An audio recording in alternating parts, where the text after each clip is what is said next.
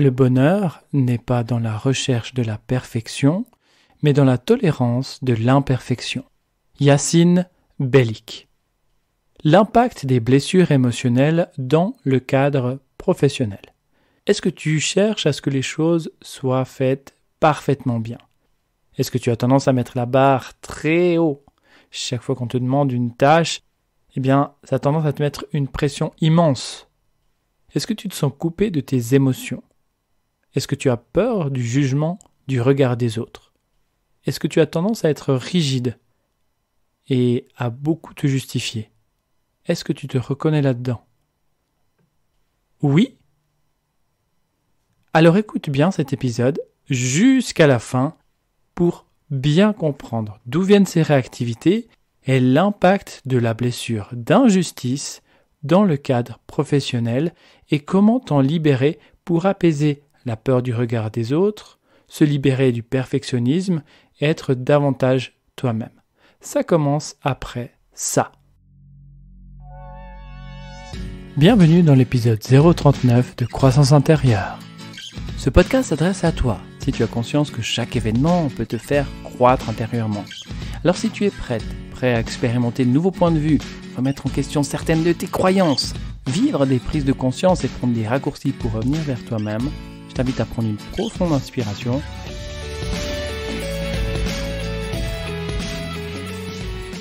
Je vais te raconter une histoire fictive, l'histoire de Lisa, qui est responsable du service qualité dans une grande imprimerie de packaging. Lisa, elle aime son job, peut-être même un peu trop. Elle commence très tôt le matin et elle finit généralement très tard. Elle cherche toujours à en faire plus. D'ailleurs, elle se demande comment optimiser tous ces processus de qualité pour que ça soit encore mieux. L'entreprise pour laquelle Lisa travaille imprime des emballages alimentaires. Et étant donné que certains produits sont directement en contact avec la nourriture, l'entreprise se doit de respecter des normes très exigeantes en termes d'encre, en termes de papier, de vernis. Et ça fait 5 ans que Lisa a ce poste. Elle a créé et optimisé depuis plusieurs processus de qualité, comme l'optimisation du processus de récupération d'échantillons pour analyse, par exemple. Mais malgré toutes les félicitations du patron pour tout ce qu'elle a pu mettre en place et son implication dans son travail, Lisa trouve que c'est pas encore assez. Elle pense qu'elle peut toujours faire mieux. Lisa est très pointilleuse, perfectionniste, et cherche toujours à mettre la barre très très haut. Et tout ça a pour conséquence de générer énormément de tension. D'ailleurs, Lisa est hyper tendue, rigide. Alors de prime abord, elle peut paraître assez froide. Pourtant, malgré son côté froid et parfois un peu distant, Lisa apprécie bien ses collègues. Elle avait d'ailleurs accepté de faire la carte de vœux pour sa collègue Amy, qui venait d'accoucher. Lisa dessine très bien et on lui avait demandé de faire une jolie carte pour la féliciter pour la naissance de son petit. Oui, mais voilà. Lisa a bien essayé de faire la carte, mais ce n'était jamais comme elle voulait, c'était jamais aussi parfait. Pourtant, elle s'est appliquée, mais le dessin ne correspondait pas exactement à ce qu'elle voyait dans sa tête. En colère contre elle, elle est allée dire au responsable des ressources humaines, qui lui était en charge du dossier cadeau pour Amy, qu'elle n'avait pas le temps de faire ça, qu'il fallait trouver quelqu'un d'autre ou acheter une carte déjà faite. Parce que oui, c'est vrai, Lisa a beaucoup de travail. D'ailleurs, son mari ne sait jamais quand elle termine le soir. Parce que lorsqu'elle commence une nouvelle tâche, elle se doit de la finir, de la terminer avant de rentrer à la maison le soir. Non que le patron lui demande de rester pour terminer ce qu'elle est en train de faire, mais c'est elle de son propre chef qui préfère terminer ce qu'elle a commencé. Et tant qu'elle a la tête dans le guidon, elle ne sent pas la fatigue. Alors, elle accumule les heures. L'autre jour, le patron qui, au moment de partir, a vu encore de la lumière dans le bureau du service qualité, c'était 22h25. Il est entré dans le bureau en pensant que Lisa avait oublié tout simplement d'éteindre la lumière, mais elle était encore là. Alors le patron lui a vraiment demandé de partir, ce qu'elle a fait. mais elle l'aurait jamais fait de son propre chef. Elle n'arrive pas à s'arrêter. Lisa, c'est quelqu'un qui est coupé des émotions. Et vu qu'elle n'est pas à l'écoute des signaux de son corps, qui disent qu'elle en fait trop, régulièrement elle tombe malade. Alors, elle tombe pas malade à n'importe quel moment, elle tombe malade le premier jour des vacances, quand la pression relâche, quand le stress relâche. Dès lors où elle quitte son job pour partir en vacances, systématiquement, elle tombe malade. Son mari s'inquiète un peu quand même pour sa santé. Elle a déjà été arrêtée 2 fois en 5 ans pour épuisement professionnel. Et après la reprise de son travail, elle a bien appliqué à la lettre tous les conseils du médecin. Donc que ça soit prendre du temps pour soi, avoir du temps off, ne rien faire, faire du yoga, marcher. Et au début, tout ça, ça lui faisait du bien. Mais ensuite, c'est une pression qui s'ajoutait en plus. Il faut que ma journée, je puisse avoir ce temps off, faire du yoga, marcher, et il faut que je puisse avoir du temps pour tout faire. Et à un moment donné, ce qui était censé être un moyen de lui faire lâcher la tension, lui en a rajouté davantage et de plus en plus de pression. Parce que tout est minuté, il faut que chaque routine soit faite et même parfaitement bien faite. Après le 2e épuisement professionnel, elle a d'ailleurs troqué la marche, qui lui suffisait plus, contre le jogging, qu'elle fait maintenant chaque matin pendant au moins 15 minutes avant d'aller au travail. Mais ce matin-là, lorsque Lisa commence son jogging, elle ne se sent pas très bien. Elle a comme une boule au ventre et elle sent l'angoisse monter, en pensant à la présentation qu'elle doit faire devant toute la direction. L'entreprise était soumise à une nouvelle norme qualité et Lisa, en tant que responsable qualité, devait détailler les procédures qu'elle allait mettre au point pour pouvoir répondre à toutes ces nouvelles exigences. Sa présentation était au point, donc c'était pas vraiment ça le problème.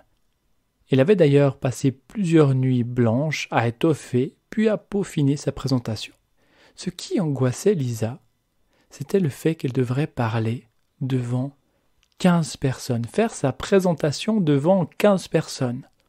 15 pères Dieu qui allaient la regarder. Et ça, elle a horreur. Parce qu'elle veut que sa présentation soit parfaite. Et elle est tellement soucieuse d'apporter toutes les informations nécessaires, d'utiliser tous les mots justes, que bien souvent, elle a des blancs. Et si on me juge? Et si ce que je fais n'est pas parfait? Mais il y a quelque chose dont Lisa a encore plus peur.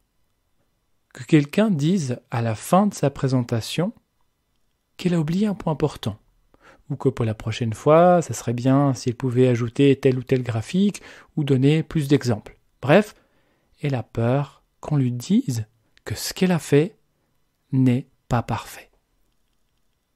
Ces pics de tension quotidiens, ce stress accumulé, elle essaye de s'en défaire. Et elle utilise la course pour tenter de se défaire de ses stress. Avant, Lisa courait 15 minutes le matin, ça lui faisait du bien. Mais rapidement, 15 minutes ne suffisaient plus à dissoudre toutes ses tensions. Donc, elle a allongé son jogging à 30 minutes le matin et quand elle peut, encore 30 minutes le soir. Elle dit que c'est pour garder la forme et une belle silhouette, mais en réalité, au fond d'elle, elle court pour relâcher la tête et son surplus de « il faut, je dois, faut que je peux faire mieux ». Lisa a des hauts et des bas dans ses humeurs, mais pourtant, lorsqu'on lui demande comment elle va, elle répond toujours « ça va très bien, merci », avec un grand sourire, alors qu'au fond, ça va pas si fort que ça. Comment as-tu vécu cette histoire? Est-ce que tu as ressenti des résonances de cette histoire dans ton quotidien? Lisa souffre de la blessure d'injustice. Pour bien comprendre comment elle se manifeste, cette blessure émotionnelle, je te propose de retourner quelques années en arrière dans la petite enfance de Lisa. Lorsqu'elle est venue au monde, Lisa était entière. Elle vivait pleinement toutes sortes d'émotions, tantôt joyeuses, tantôt en colère, tantôt tristes. Mais lorsque son père est tombé malade, alors qu'elle avait juste 3 ans, elle a dû arrêter de faire du bruit, arrêter de gesticuler, de danser, de chanter. Elle n'avait plus d'espace pour exprimer toutes ses émotions agréables. Et c'est pareil pour les autres émotions et autres manifestations, comme taper du pied, hurler, se mettre en colère, être triste, bougonner. Ça non plus, elle n'avait plus le droit de les exprimer. Tous les jours, elle entendait « Silence, chut, sois sage, va dans ta chambre !» Mais aussi « Tiens-toi droite !» Et pour être tolérée par sa mère, qui devait en même temps éduquer Lisa et mettre le cadre pour pas déranger son père malade, Lisa s'est progressivement coupée de ses émotions. Elle est devenue cette fille sage, timide, qui ne dit pas un mot. Lisa a donc rejeté les parts d'elle qui étaient habitées par ses émotions, qui l'amenaient à vivre ses émotions, tantôt agréables ou désagréables. Elle s'est coupée de tout ça, comme si elle avait compris que les émotions, en définitive, c'est pas bien, que les émotions, c'est imparfait, puisqu'on me reproche toujours quelque chose, et que je dois m'en couper. Voilà le moment où Lisa a commencé à se couper de ses émotions. Et en reléguant chaque émotion, quelle qu'elle soit, comme étant imparfaite, puisque chaque fois qu'elle avait une émotion, on la sermonnait. Chaque fois qu'elle tapait du pied et criait, sa mère lui adressait un regard noir.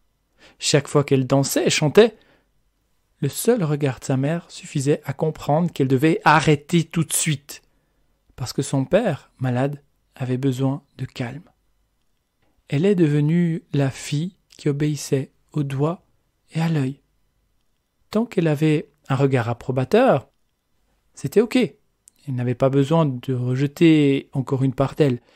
Mais dès qu'en face d'elle, elle avait un regard désapprobateur, un regard qui fusille, qui menace, eh bien là, Lisa comprenait qu'elle n'était pas tolérée comme ça, donc elle devait encore rejeter un bout d'elle qui lui faisait avoir ce type d'émotion. À force, Lisa est devenue peu à peu l'ombre d'elle-même. C'était une fille modèle qui faisait d'excellents résultats scolaires. Il fallait toujours être parfaite, et ça, elle avait bien compris. Donc d'où vient ce besoin de perfection ? La perfection, le perfectionnisme, c'est une stratégie inconsciente pour éviter de devoir rejeter encore des parts de soi. Et le baromètre qui permet de savoir si tout est ok, ou si le comportement qu'on a n'est pas approprié, eh bien c'est le regard. Et là, en l'occurrence, avec Lisa, c'était le regard de sa mère. C'est pour ça que Lisa a extrêmement peur du jugement, peur du regard des autres, parce qu'elle a peur qu'on lui dise que ce qu'elle fait n'est pas assez bien. Lisa met la barre très très haut, encore une fois, dans cette recherche de perfection. Et tout ça, ça lui met énormément la pression. C'est comme si pour chaque comportement, chaque tâche qu'on lui demande, chaque action qu'elle effectue, elle est comme sur un fil, comme sur le fil d'un funambule. Tant qu'elle est sur le fil, ok, je suis en vie, tout va bien. Elle est dans ce qui est juste, dans ce qui est parfait. Mais si elle perd l'équilibre, elle tombe d'un côté ou d'un autre, c'est la mort. En tout cas, pour certaines parts d'elle qu'elle doit encore rejeter. Bien sûr, tout ça, ça génère énormément de tension chez Lisa. Son corps, d'ailleurs, reflète complètement ça. Elle a un corps svelte, parfait, droit, mais très rigide. D'ailleurs, Lisa se plaint souvent de mal de dos. Alors elle va régulièrement se faire masser, mais quelques jours après, les douleurs reviennent. Lisa pourrait rapidement se libérer de la blessure d'injustice avec la méthode libre. En 2-3 séances, elle pourrait déjà ressentir de nombreux bienfaits. En libérant la blessure d'injustice, eh bien, ça lui permettrait de récupérer tous ces bouts d'elle qu'elle a rejetés pour être tolérée par sa mère. Bien sûr, on ne fait pas ça consciemment, mais c'est une stratégie inconsciente pour que notre figure d'attachement, nos parents, nos éducateurs, continuent à s'occuper de nous, nous nourrissent, nous protègent, nous enseignent. Donc, en libérant la blessure d'injustice, Lisa pourrait se libérer d'un sentiment de colère qu'elle a contre elle, ce contrôle de toutes ses émotions. Elle pourrait relâcher du lest, se libérer de tensions énormes qu'elle a emmagasinées, parce que même si son travail est très exigeant, c'est rien par rapport aux exigences qu'elle peut avoir vis-à-vis d'elle-même. On lui demande de faire quelque chose, mais lorsque on lui demande de faire quelque chose, c'est comme si elle entend ce que je te demande, il faut que ça soit parfait. Elle pourrait donc, en libérant cette notion d'injustice, peu à peu revenir en contact avec ses émotions, retrouver du plaisir et arrêter de voir chaque situation comme toute noire ou toute blanche, mais laisser apparaître, comme j'aime bien dire, les 50 nuances de grès. C'est d'ailleurs pour ça que les personnes qui portent en eux cette blessure d'injustice ont une difficulté à faire un choix, parce que c'est ou l'un ou l'autre. Donc, en libérant, eh bien, elle pourrait être plus flexible, plus cool. Et si je prends une décision, eh bien, c'est comme si j'ai beaucoup d'autres nuances possibles. Elle pourrait se libérer de cette peur du jugement et la peur du regard des autres. Parce qu'une fois libérée de l'injustice, je peux être sûr que je n'ai plus à me conformer à l'exigence du regard des autres. Donc, le regard des autres perd de l'importance et je m'occupe de moi. Je me retrouve moi-même. Les valeurs qui sont associées à la blessure d'injustice, bien, ce sont la justice, la droiture, la justesse. Et d'ailleurs, Lisa avait horreur des injustices et avait tendance à s'emporter facilement. Donc, en libérant cette blessure, eh bien, Lisa pourrait simplement s'en distancer plus facilement et accepter que parfois tout n'est pas parfait et c'est ok comme ça. En conclusion, rappelle-toi que ce genre de réactivité n'est pas vraiment lié à ta nature. C'est pas toi. Ce sont juste des réactivités liées à l'injustice et des stratégies que ton inconscient a trouvées pour éviter de devoir rejeter des parts de toi, pour éviter de revivre cette injustice. Donc, pour éviter ça, on apprend à être parfait. Si tu te reconnais dans ces réactivités et que tu souhaites t'en sortir, sache que tu peux te libérer quasi instantanément de la blessure d'injustice avec la méthode libre, que ce soit en séance individuelle, au cabinet ou à distance. Et si tu veux aller plus loin avec cette blessure, comprendre davantage cette blessure d'injustice, eh bien je t'invite à écouter l'épisode 009, la blessure d'injustice. Et si tu souhaites me soutenir et m'encourager à continuer, je t'invite à t'abonner sur une des différentes plateformes de podcast et à laisser un avis 5 étoiles.